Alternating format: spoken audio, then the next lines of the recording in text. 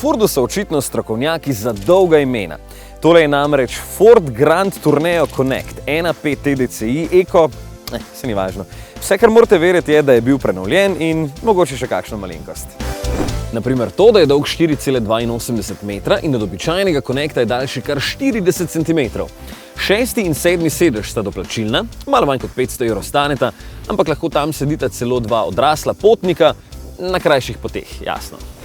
Prtljažnik v tem primeru res ni največji, samo 322 litrov sprejme, v primeru, da bi odstranil vse sedeže, pa bi jih pogoltnil kar 2620.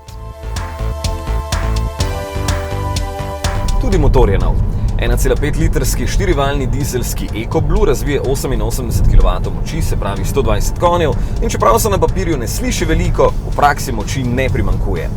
Bolj zahtevno bo zmotilo, da močnejšega niti v ponudbi ni.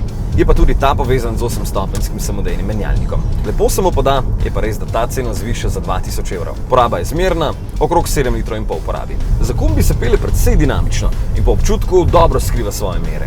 Razočara edino trda plastika, te je zares veliko, imam pa po drugi strani veliko odlagalnih mest, super multimedijski sistem Sync 3 in številne asistenčne sisteme.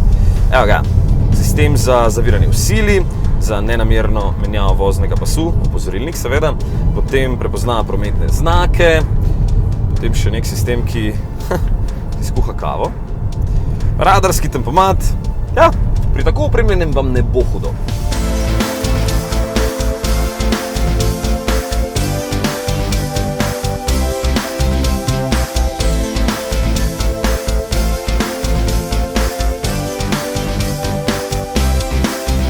Za 33 990 €, kolikor stane celo s popustom, morate zahtevati veliko.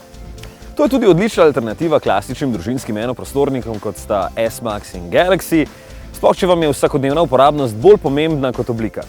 In vidite, ta ima tudi drsna vrata.